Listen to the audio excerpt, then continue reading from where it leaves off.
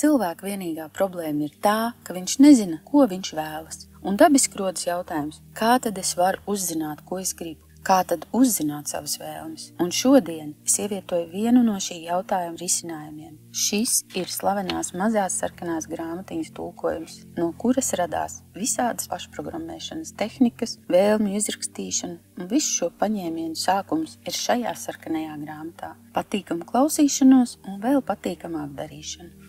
Kā saprast, ko tu vēlies? Tātad, lūk slavenā mazā sarkanā grāmata, kas piepilda tavus sapņus. Skaidrs un noteikts sasnieguma plāns, kas balstīts uz veselo saprātu. Pirmo reizi tā tika publicēta 1926. gadā. Ar visiem tiem, kurus vēlaties iepriecināt, jums ir jāpadalās ar šo. Šīs grāmatas manuskriptu autors nosūtīja draugam kritiskai izvērtēšanai, kurš to atdeva ar piezīmi, tās darbojas. Šis pieredzes radītais spriedums tika pieņemts kā grāmatas nosaukums. Īss, konkrēts, efektīvs plāns ar noteikumiem, skaidrojumiem un ieteikumiem savas dzīves situācijas uzlabošanai. Ja tu zini, ko vēlies, tu vari to dabūt. Cilvēks, kurš uzrakstīja šo grāmatu, ir ļoti veiksmīgs un plaši pazīstams ar savu dāsnumu un atsaucību. Viņš godina visu, ko ir sasniedzis, pārvarot apstākļus, uzkrājot bagātību un iemantojot draugus. Klusībā radot dzīvē vienkāršas un spēcīgas patiesības, par kurām viņš stāsta savos darbos. Šeit viņš jums parāda vieglu un atvērtu ceļu uz lielāku un laimīgāku dzīvi. Zinot, ka lielākais ieguvums ir palīdzēt citiem negaidot uzslavu, šī darba autors lūdz neminēt viņu vārdu. Kāds ir īstais noslēpums kārotā īpašuma iegūšanai? Vai daži cilvēki ir dzimuši zem veiksmes zvaigznes vai kāda cita brīnuma, kas viņiem ļauj iegūt visu, kas šķiet tik iekārojams? Un ja nē, tad kāds ir iemesls apstākļu atšķirībai, kādos daudz dzīvo? Pirms gadiem jūtot, ka šim jautājumam ir jābūt loģiskai atbildei, es nolēmu to noskaidrot, kas tas bija. Esmu atradis atbildi. Sev un citiem par gandarījumu daudzus gadus esmu nodevis šo informāciju citiem, kas to ir veiksmīgi izmantojuši. No zinātniskā, psiholoģiskā vai teoloģiskā viedokļa daži no tālāk minētajiem apgalvojumiem var tikt interpretēti kā nepareizi. Bet tomēr plāns nesa vēlamos rezultātus tiem, kas sekoja vienkāršām norādēm. Un es patiesi ticu, ka tagad es to pasniedzu tā, kas atnesīs laimi un bagātību ikvienam daudz vairāk. Ja vēlmes būtu zirgi, tad nabagi ar tiem jātu. Tāda ir vidusmēra vīriešu un sievietes attiecības pret īpašumu. Viņi neapzinās, ka spēks ir tik tuvu, ka viņi to neievēro. Tik vienkārša darbībā, ka to ir grūti saprast. Un tik pārliecināti par rezultātiem, ka to neizmanto apzināti un neatzīst par neveiksmes vai veiksmes cēloni. Dievs, kā es vēlos, lai tas man būtu, izsaucās kurjeris Džimijs, kad garām pabrauc jauns sarkans rodsters. Un telefonista Florence izsaka to pašu domu par gredzenu juvelieru izstrādājumu veikala skatlogā. Tajā pašā laikā nabaga vīrs Džons grāmatvedis svētdienas pastaigas laikā atbild savai sievai. Jā, dārgā, tas būtu lieliski, ka mums būtu šāda māja, bet par to nevar būt runas, mums būs jāturpina īrē. Pārdevējs Landens protestē pret to, ka viņš dara visu darbu, saņemot niecīgu samaksu, un kādreiz viņš pametīs šo darbu un atradīs īstu darbu. Un prezidents Bondums savā personīgajā birojā izrunā rūgtu tirādu pret ikgadējā sienadruģu uzbrukumiem. Mājās gandrīz tas pats. Vakarā mans tēvs teica, ka mana meita Meibla virzās taisnā ceļā uz katastrofu. Un šodien problēmas ar mātes pabalstiem un citiem sarežģītiem jautājumiem aiziet otrajā plānā, kad viņu iesauc. Tas ir pēdējais piliens. Roberts skolotāja vēlas man redzēt šo pēcpusdienu.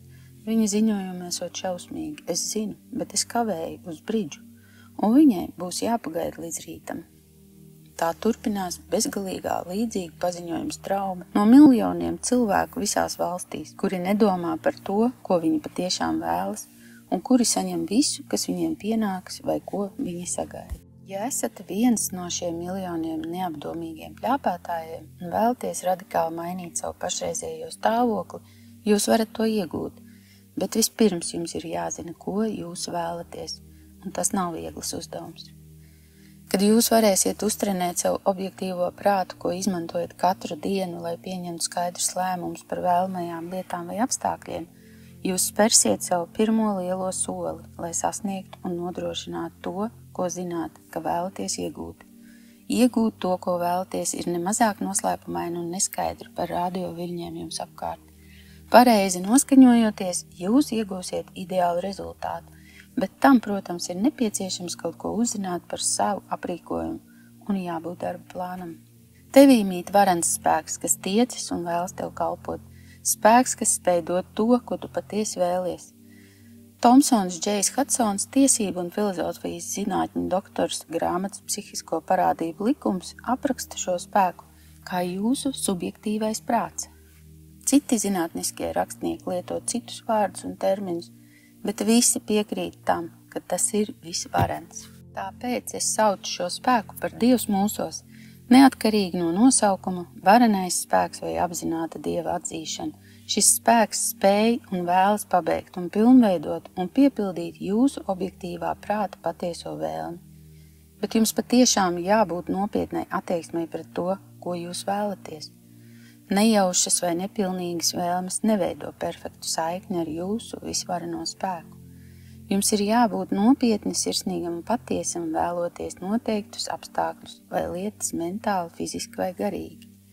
Jūsu objektīvais prāts un griba ir tik nestabili, ka jūs parasti tikai zināt to, ko nevēlaties. Lielākā daļa vēlmi ir tikai verbāls izteiciens. Kurjers Džimijs pat nepadomāja par sarkanā rodstera iegūšanu. Landens pārdevējs nedomāja ne par kādu citu darbu un pat nedomāja vispār. Prezidents Bondums zināja, ka viņam ir siena drudzis un to gaidīja.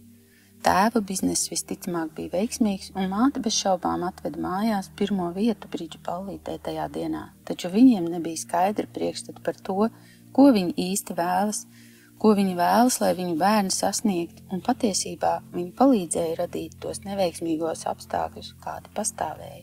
Ja jūs esat nopietni noskaņoti mainīt savu pašreizējo stāvokli, šeit ir īsts, konkrēts, rezultātu nesošs plāns ar noteikumiem, paskaidrojumiem un ieteikumiem. Plāns. Pierakstiet uz papīra svarīguma secībā punktus un nosacījumus, ko patiešām vēlaties. Nebaidieties vēlēties pārāk daudz. Neierobežojiet savu vēlmu pierakstīšanu, mainiet sarakstu katru dienu, papildinot to vai atņemot no tā, līdz sanāks aptuveni tas, kas jums nepieciešams.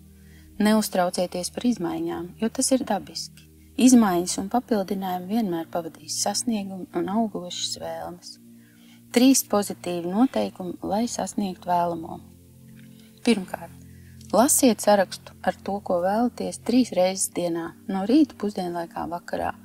Otrkārt, cik bieži vien iespējams domājiet par to, ko vēlaties. Treškārt, nestāstiet par savu plānu nevienam, izņemot vareno spēku sevī, kas atklās jūsu objektīvajam prātam, kā to sasniegt. Ir skaidrs, ka jūs nevarēsiet iegūt ticību jau no paša sākuma. Dažas no jūsu vēlmēm, pamatojoties uz visiem praktiskiem apsvērumiem, var šķist nesasniedzamas, bet tomēr pierakstiet tās savā sarakstā. Pierakstiet tās atbilstoši to svarīgumam priekš jums. Nav nepieciešams analizēt, kā šis spēks tevī izpildīs tavas vēlmes. Tāda procedūra arī nav nepieciešama kā mēģinājuma noskaidrot, kāpēc no auglīgā augsnē ievietot kukurūzas grauda, izaug zaļš stiebrs, zied un veido kukurūzas vārpu, kurā ir simtiem graudu, no kuriem katrs spēj darīt to, ko dara viens grauds. Ja sekos šim skaidram plānam un sekos 3 vienkāršiem noteikumiem, ceļš uz savu mērķu sasniegšanu atklāsies tikpat noslēpumaini kā kukurūzas vārpa uz stiebra un vairumā gadījumu daudz agrāk nekā tu gaidi. Kad pie tevis atnāks jaunas vēlmes, ieņemot pirmo vietu tavā sarakstā, tad vari būt pārliecināts, ka visu darāt pareizi. Tāpat arī izņemiet no sava saraksta tos punktus, kurus tu sākumā domājāt, ka vēlaties, bet tagad nevēlaties. Šī ir vēl viena droša progresa pazīme. Ir dabiski būt skeptiķim un šaubīties, neusticēties, apšaubīt, bet, kad rodas šādas domas, paņemiet savu sarakstu, izlasiet to vēlreiz, vai ja esat to iegaumējis, runājiet ar savu iekšējo es par savām vēlmēm, līdz pazūd šaubas, kas kavē jūsu progresu. Atcerieties, ka nekas nevar tevi atturēt iegūt to, ko tu patiesi vēlies. Tas piemīt citiem, kāpēc ne tev. Visvarens spēks tevī neielaiž strīdīgos strīdos. Tas gaida un ir gatavs kalpot, kad tu esi gatavs. Bet tavs objektīvais prāts ir tik uzņēmīgs citu ietekmei, ka skeptiķu vidē ir gandrīz neiespējami panākt apmierinošu progresu. Tāpēc rūpīgi izvēlieties savus draugus un sazinieties ar cilvēkiem, kuriem tagad ir kaut kas no tā, ko tu patiešām vēlies, bet neapspried ar viņiem savu sasniegšanas metodi. Ieraksti tādas būtiskas lietas savā vēlmu sarakstā, kā piemēram naudu, māju, mašīnu vai kas tas nebūtu. Bet tādi neapstājieties uz šo.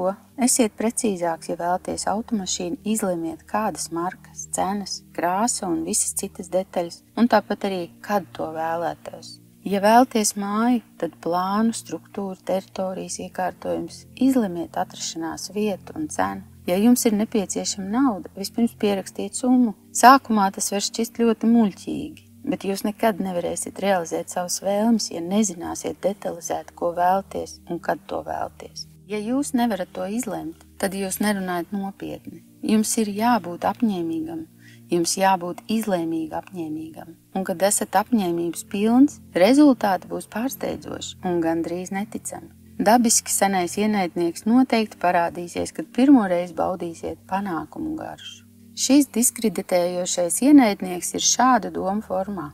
Tas nevar būt, tas nav iespējams, tas vienkārši tā notika. Kāda brīnišķīga sakritība. Kad prātā ienāk šādas domas, pateicieties un pagodini savu visvareno spēku par sasniegumiem. To darot, tu iegūsti pārliecību un vēl vairāk sasniegumus, un ar laiku tu sev pierādīsi, ka pastāv likums, kas patiesībā darbojas vienmēr, kad esi noskaņots uz to. Patiesu un neviltotu pateicību nevar izteikt bez atzinības, un nav iespējams būt no sirds pateicīgam, nejūtoties laimīgs. Tāpēc, kad tu pateicies savam lielākajam un labākajam draugam, savam visvarenajam spēkam par saņemtajām dāvanām, dari to no visas sirds, un lai tas parādās tavā sejā. Spēks un tas, kas to dara, ir aiz saprašanas robežām. Nemēģiniet to saprast, bet pieņemiet sasniegumus ar pateicību, laimi un nostiprinātu ticību. Tagad par piesardzību. Jūs varat vēlēties iegūt kaut ko, kas jūs padarīs nelaimīgi, kaut ko, kas iznīcinās laimi citiem, kaut kas, kas izraisīs slimības un nāvi, kaut kas, kas atņems jums mūžīgu dzīvi. Jūs varat iegūt to, ko vēlaties, bet jums ir jāņem viss, kas nāk ar to, tāpēc plānojot savas vēlmes, plānojiet to, kas jums un jūs tuvākajiem noteikti dos lielāko labumu šeit uz zemes. Tādējādi paverot ceļu šai nākotnē, cerībai, kas pārsniedz cilvēcisko izpratni. Šī metode, kā iegūt to, ko vēlaties, ir piemērojama visam, ko jūs spējat vēlēties. Un tā kā tās apjoms ir tik plašs, ieteicams pirmajā sarakstā iekļaut tikai tās lietas, ar kurām esat pazīstams, piemēram, sasniegumi, naudas summa vai materiālas lietas, īpašums. Tādas vēlmes kā šīs piepildās vieglāk un ātrāk nekā atteikšanās no ilgadējiem ieradumiem, citu labklājība, dziedēt garīgas brūces vai miesas kaitas. Vispirms izpildi mazākus uzdevumus un tad spēr nākamo soli. Un, kad tas tiks sasniegts, tu tieksies pēc augstākā un patiesi svarīgas dzīves mērķus, bet ilgi pirms tam, kad jūs sasniedzat savu progresa stadiju, daudzas vērtīgas vēlmes atradīs savu vietu jūsu sarakstā. Viens no viņiem palīdzēs citiem, tā kā palīdzēja jums. Liels ir atalgojums tiem, kas palīdz un dod. Slēdziens. Pirms kāda laika doktors Emīls Koē ieradās šajā valstī un parādīja tūkstošiem cilvēku, kā palīdzēt pašiem sev, bet tūkstošiem citu cilvēku atteicās no viņa palīdzības, un šodien ir tur, kur viņi bija pirms viņa vizītes. Tātad plānu, kas jums tika atklāts tagad, jūs varat to noraidīt vai pieņemt. Jūs varat palikt tāds, kāds esat, vai iegūt visu, ko vēlaties. Izvēle ir jūsu. Bet dod Dievs, lai jūs atrastu iedvesmu šajā īsajā rakstā un izdarītu pareizo izvēli. Sekojiet plānam un tādējādi iegūstiet, tāpat kā daudz citi, visu, ko vēlaties. Kādas bija šīs vēlmes? Izlasiet šo grāmatu atkal un atkal un atkal. Ievērojiet 3 vienkāršus noteikumus, par kuriem es iepriekš runāju. Pārbaudiet tos tagad, lai uzzinātu, ko vēlaties vairāk par visu šobrīd. Un šī grāmata varētu būt garāka par 350 lapusēm, taču tā ir saīsināta, lai to būtu pēc iespējas vieglāk lasīt, saprast un lietot. Vai izmēģināsiet to?